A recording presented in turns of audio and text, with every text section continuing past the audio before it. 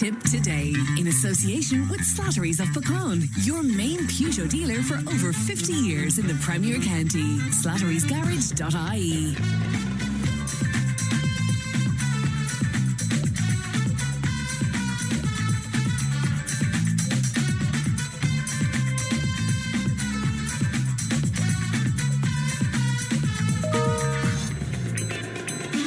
Now, welcome back to Tipp Today this Monday morning with Donal in for Fran. And it was a bit of an interesting, maybe controversial interview with former Taoiseach Leo Varadkar recently, speaking on the Path to Power podcast, in which he said that farmers bring costs on Ireland more than drive our economy now.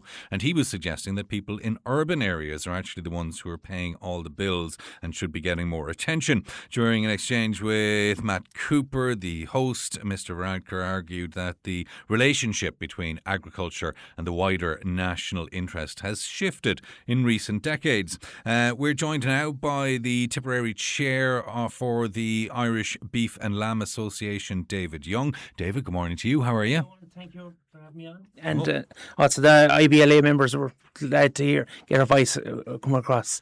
Absolutely. And look, you're going to tell me a little bit. Now, we heard, obviously, in the protests, there was a lot of farmers involved in the protests over recent weeks and a little disaffection, I suppose, with the farming organisations. We might talk a little bit about that. But you're here really to tell me what farmers across the country are facing at the moment, and just to kind of highlight the major issues. I suppose what is the number one? Oh, look, the last 2 weeks here, this is going on longer, way longer than even what's happened in the last 2 weeks. This is just like a pressure cooker, and suddenly, the steam as it rose, and action has to be happened. Challenges is the government have really failed in their fuel package that they announced. It is a very, very weak package. The anger is felt all through the agriculture community. I know myself, I work in the agribusiness.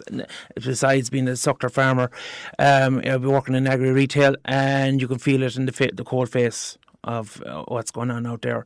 Farmers are very angry. Plus, who's and fair dues to those protesters, the agriculture contracting people in... There was very little movement on the green diesel, David, but we understand that's to do with technicalities, and Michael Lowry, I should say, not Micheál, was on with us last week, and he told us that there are discussions on with Europe and that they are trying to do more on the green diesel, which obviously would be a boon to your members and to farmers and contractors in general. Correct, but at the same time, it's very, very poor and time-based. That's very, like in the next few weeks, there will be those people in contracting, they'll be working 20 hours a day. And I'm sad to say here this morning, because I heard it through a grapevine through one of the delegates to the protest, another two protesters have taken their life this morning through suicide. And he just announced it. And that's called comfort to those people and families.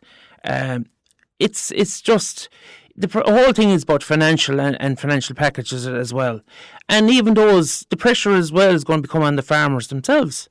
And how I'll state that is, maybe that agriculture maybe had a chat with the farmers, because farmers are planning their silage season or their work and appreciate the work that those people offer.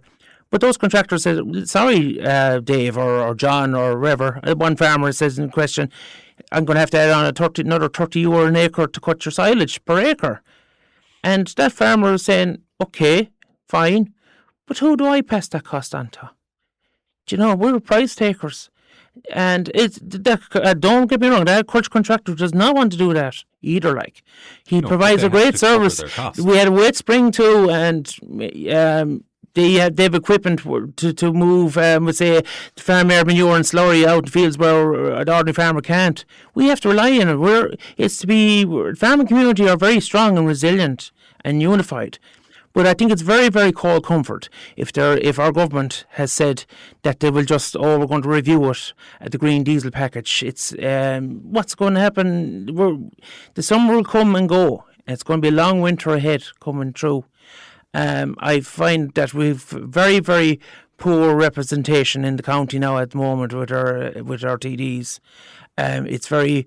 I listened there to Cynthia there before I came on here, and she was more or less talking through both sides of her mouth. No offence to her, but those 3 young TDs, she even said herself, it's their friends.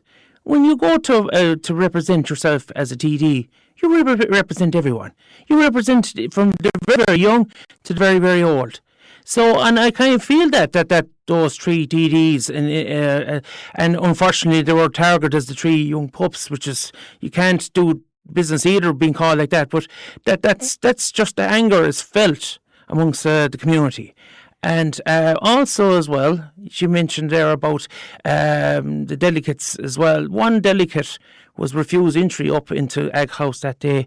He is actually an FCI regional in the Galway region, the same man, John Dolan. Right. And saying that they were undiplomatic. That same man is a diplomatic character. He's not, and that he was part of an official and Micheál Martin came out this morning, and he's using. He should be getting on with the serious issues at hand. He's actually using our tricolour now as a weapon himself. As a weapon itself, tarnishing those protesters that were using our beloved tricolour. When I saw the tricolour rose up above it and I seen it there during the week on lorries and maybe on a tractor, or even the few people there last Sunday in Nina Town, they weren't rogues. They had pride in their tricolour. And Micheál Martin now, he wants to be careful what he says. He's using a bit of propaganda and with the people in stating that as well.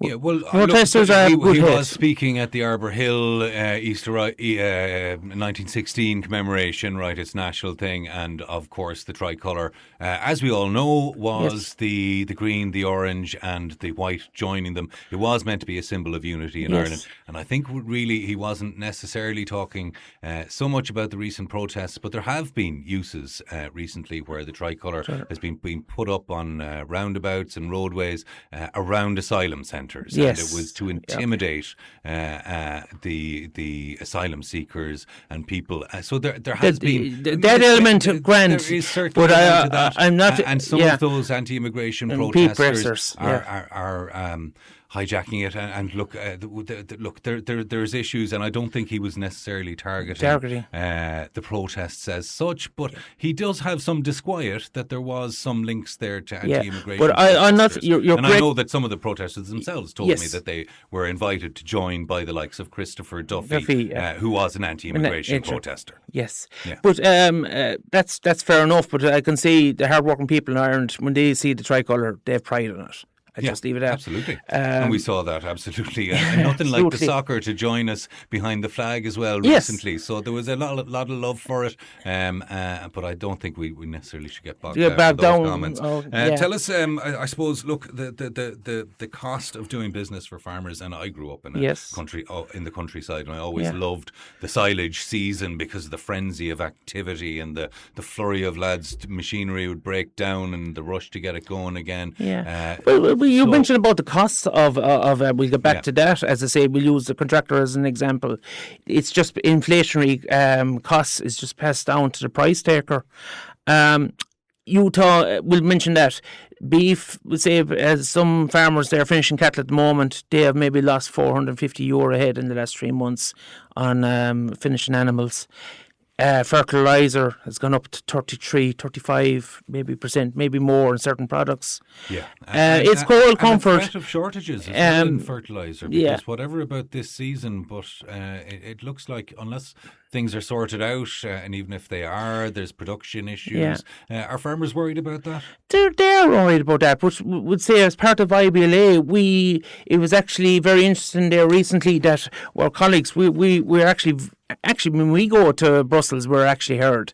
And it was actually refreshing when a delegate as well that the EU are planning to implement maybe a form for contracts are going to be offered to a farmer bringing cattle to a factory.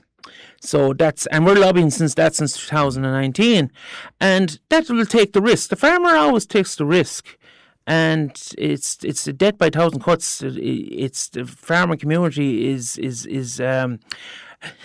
reducing in every way in that line. But with contracts, doesn't mean the farmer has to take up a contract. The offer will be there, but it's all, I must state, it'd be up to the member states, and that's our government to implement that through EU legislation when it is passed. So that's welcomed.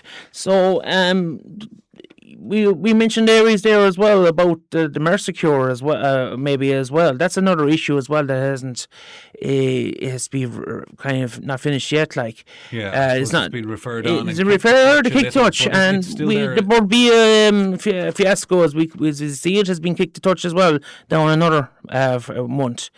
The fact is there with the Mercure deal, it's very simple. Like the Mercure deal is good only for the beef deal with Brazilian beef. Like just take the beef. IBLA was thinking, just leave it out of the deal, overall deal, and that's what the areas we should be pushing to get that across the line. It brought in we have the Larry Murran there. He's the chair of the board. Yeah, okay, he has Dawn Foods. But the way business is going with competitive advantage, he's just looking as the Brazilian beef as a substitute and not paying for quality product that's made in this island. The ethics of it, very questionable.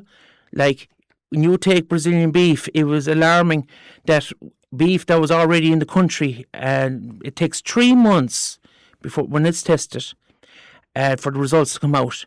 And when that beef was actually consumed by our people, before, and there was form of carcinogenics residuals was found in that beef. That's alarming. Like that's ethics in itself. Absolutely. And with the traces system, the production over there, and food labelling is, as I said, we're not finished with Borbia. And don't think that the government thinks that it's just. I put it in myself as making it equivalent of Jim Galvin with the presidential fiasco, you could call it. There was a report to be put out to me on Martin. We never really heard that report. It was supposed to come out in December and January. Never did. It was just put under the table. The way we do business in Ireland, that's not what we want to do. And if our top politicians have to stand up, they're the things that they have to stand up with. And Cynthia there mentioned about our 3 young Fianna Fáil TDs. They have to listen to everyone, and it isn't just their friends. It's young and old, and grow a bit of backbone.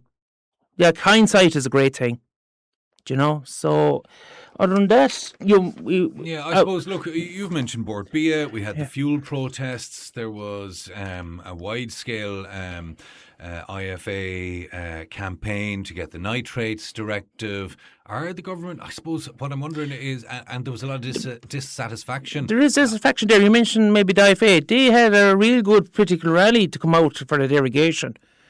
But it's for that cohort of farmers maybe down in our area, basically. That's a very small number of farmers. It's a small number of farmers. Yeah, but actually, there's the other farmers up at the top of the end of the country from the west of Ireland. We're here in Tipperary, okay, we're more dairy orientated. There's a lot who are sheep farmers and beef farmers, and they're completely forgotten about. And it was actually, I thought when IFA, not against the leader, when it was refreshing to hear when he was a beef and a sheep farmer. And I said to myself, suddenly when he came in as the president, got a different voice. But I'm afraid there's no real change, no real drastic change. Failure to listen. You mentioned earlier on there about communication. 90% of communication is listening. Yeah. Communication is everything. And our government and also those farm members, we did not come across. IBLA should not be existed if proper regulation was done, and that we came about since 2019 as a result of poor maybe leadership from other farm organisations. But it also as well, it was actually disheartening too to hear. I was listening over the weekend about Leo Varadkar as comments on the Irish economy, and you mentioned it there in the intro here before I came in. He's more saying that Irish agriculture is a cost in itself. Like, we're an agricultural economy, and if we have the few, the Googles and the Dells and those big international companies pulling the morning, it was the farmers in recession as well. A number of years ago, we propped the country and we kept the country alive. Yeah. But I thought I use it as an example. because it's based with Christopher Duffy and all them driving tractors and pulling umbilical systems, spreading slurry. Like the agriculture industry, the Farm Tractor Machinery Traders Association came out with a report there in November, December, and just following what they were doing. And the Irish, on that economic report, it was 5 billion. That industry alone contributes. It has 25,000 people working in that industry in this country. It is the equivalent to tourism, which is at 6.2 million. So near enough. So I think Leo Varadkar, in his comments, he doesn't look at the social aspect of things. We're bigger than I think. Yeah. And we've run over time a little bit, David. Sorry to cut you short. And look, let's hope that they get some sort of joy from the EU and they can do something on the green diesel, because I know that will mean a lot. Yes. David, listen, thanks very much for coming on to us. And thank you for your time. Thanks. Tipp FM's Tip Today. With Slattery's Garage, Puck On. Main Peugeot dealers in the Premier County. And now stocking the full range of the luxury French car brand DS Automobiles. Book your test drive today with Slattery's Garage, Puck On. See slatterysgarage.ie.